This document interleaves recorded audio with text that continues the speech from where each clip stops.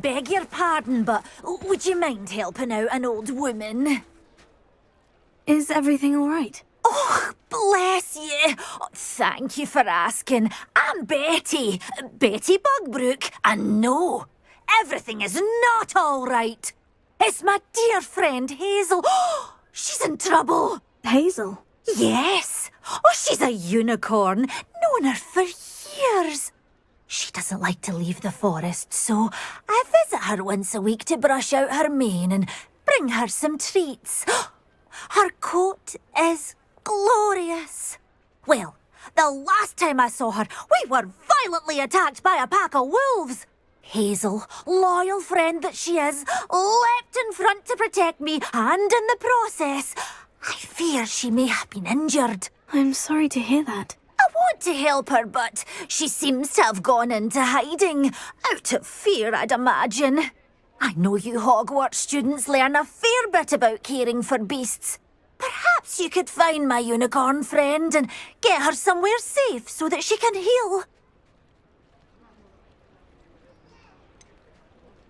How did you become so close with the unicorn? It was luck, truly. I came across her when she was a little golden foal. Didn't even have a horn yet. Oh, she trusted me straight away. We'd play together for hours. Oh, I do hope she'll be all right. Unicorn hair is a valuable wand core, and I suppose losing a hair or two mightn't hurt her. But I'm terrified those poachers will want her for her blood to keep themselves alive. And that is more than I can bear to think of. I'll keep an eye out for your unicorn friend and take her to safety if I see her. Oh, you've a good soul. I can always tell. Please, don't risk your own safety, though. I don't know precisely where she is, but I can tell you that her den is north of Hogsmeade. And although I haven't been able to brush her lately, I imagine she still has the brightest, most beautiful coat of her entire herd. Remember, you'll know her by her brilliant coat. Oh, and be warned.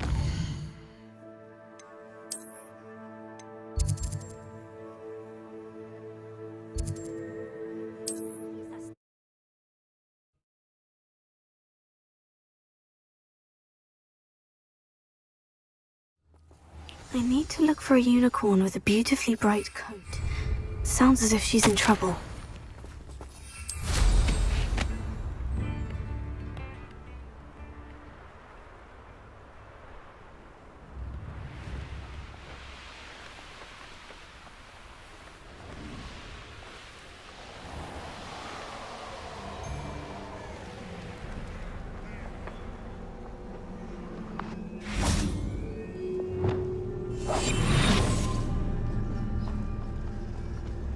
Hazel must be here somewhere.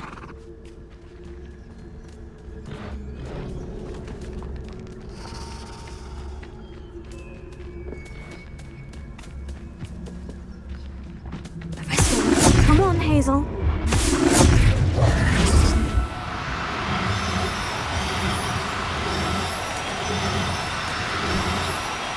No need to be difficult. I mean you no harm.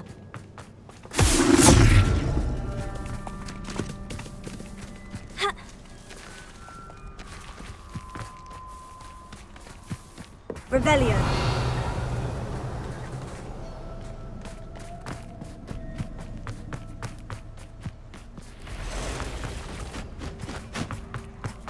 Arrest the momentum.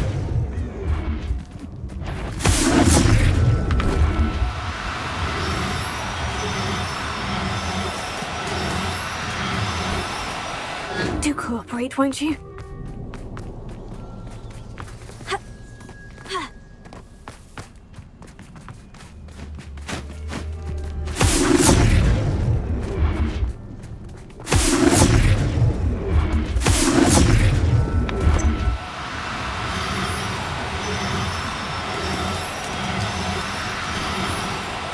Now, I'm only trying to help. Arrest the momentum.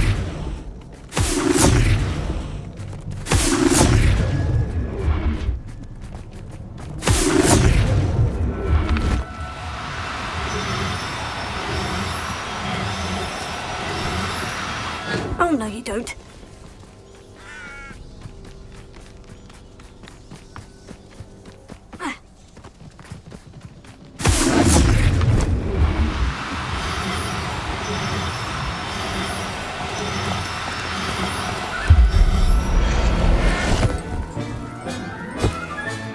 I can take Hazel back to a vivarium now.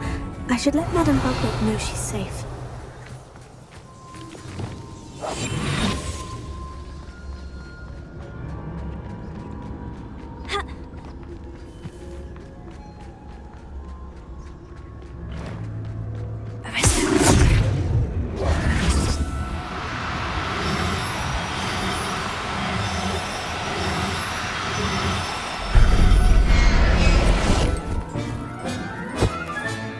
Settle yourself, I mean you no harm.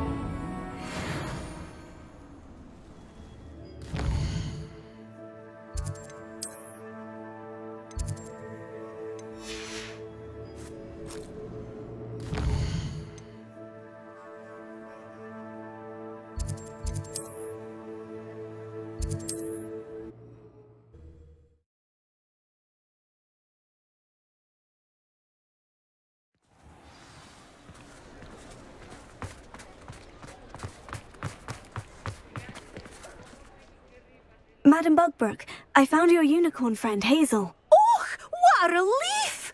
Is she all right? Are you all right? Do you have a safe place for her to stay? We're both fine, and I have a safe place for her at Hogwarts. You've a kind heart, you do. I'm relieved and thankful that you'll take care of her. I shall miss my sweet pointy pony, but I know she's safer away from the poachers. Do give her a nice brushing for me, won't you? Take good care of Hazel now.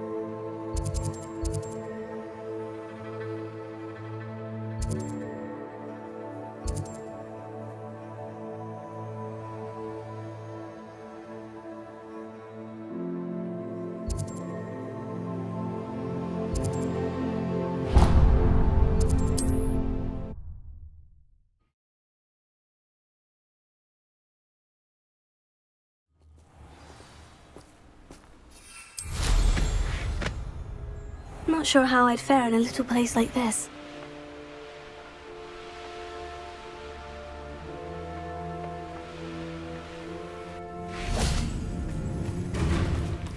Lumos.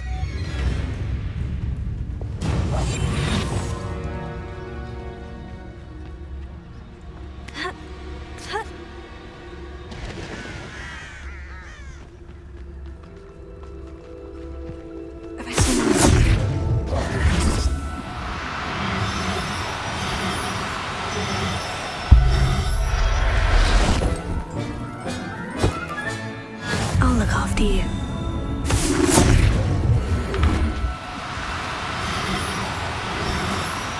No need to be difficult, I mean you no harm.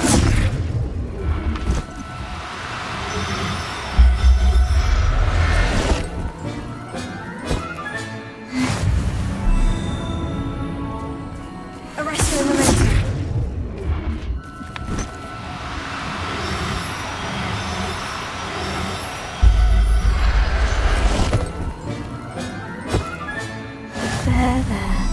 I'm not going to hurt you. Revelio. Arresto momentum.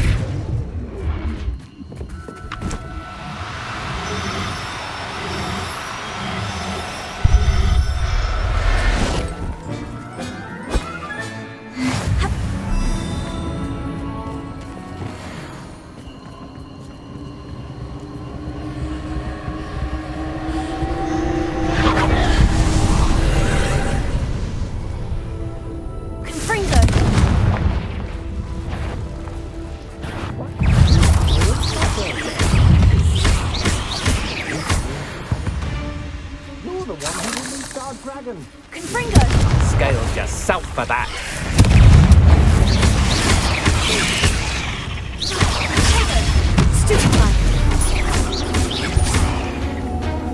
Confringo!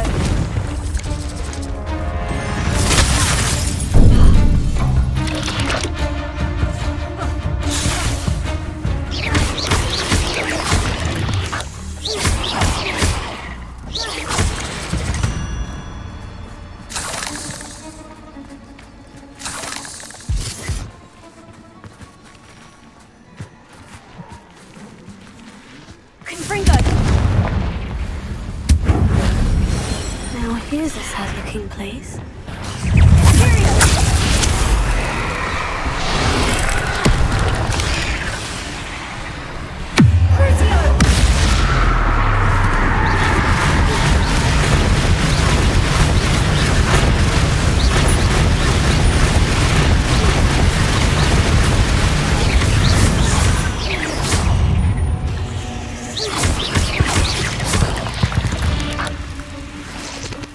Eight legs is simply too many.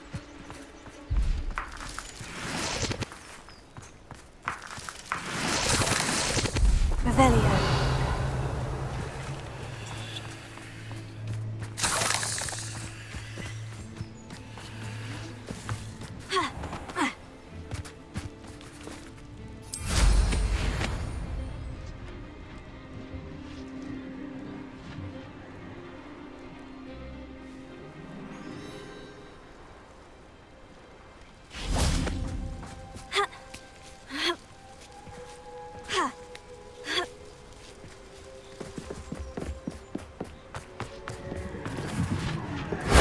If only Professor Fig could have seen that.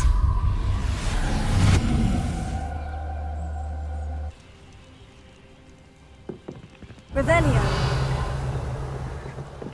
Confringo.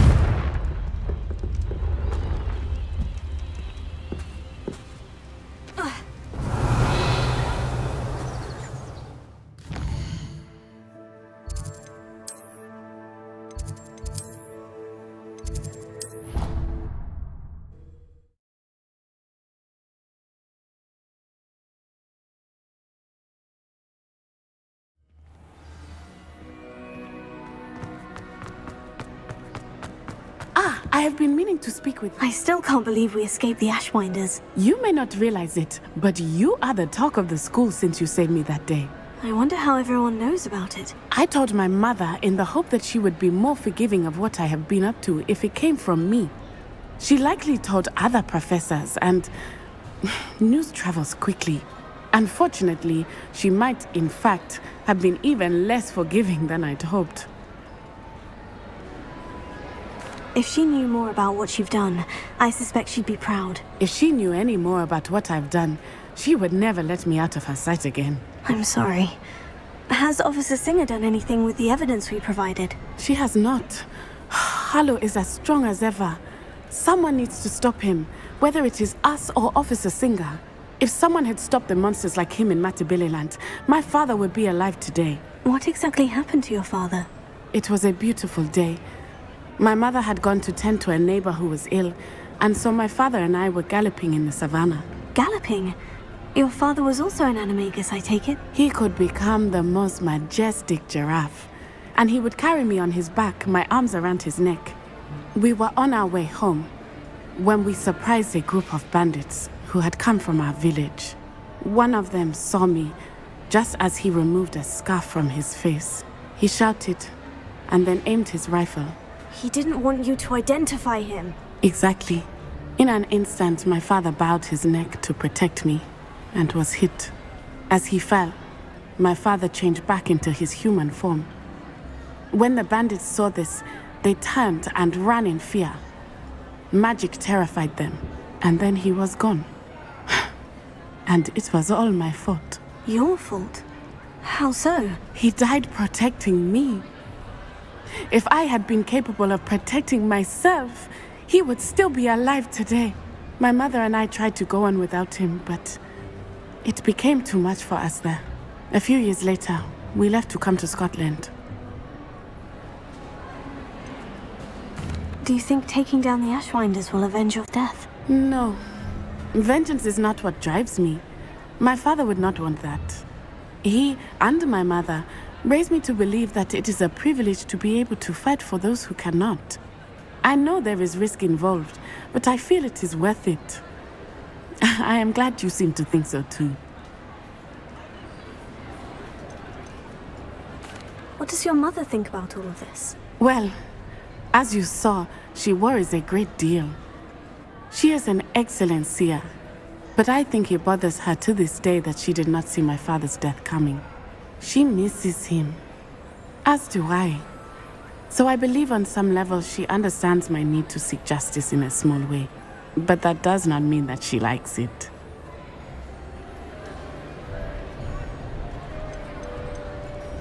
Do you think your father would approve of the things we've been doing? Oh my, that is a good question. In theory, yes. Although he would worry as my mother does. But I think he, of all people, would understand my persistence. My father never shied away from a fight for good, no matter how ruthless the foe. And I think he would have enjoyed knowing that I had a compatriot like you. I'm sorry, Natty. I can't imagine what you've been through. Your father sounds exceptional. He was. Truly extraordinary. And thank you for your kind words. We all have our burdens. My father had a saying about that. Yes, I remember. Rain does not fall on one roof alone. Exactly. Soon you and I will put an end to the Ashwinders, beginning with Harlow. And once he is gone, we will turn our attention to Rookwood. We are making progress, and we will succeed. Thank you again for saving me. You deserve all of the praise you have received.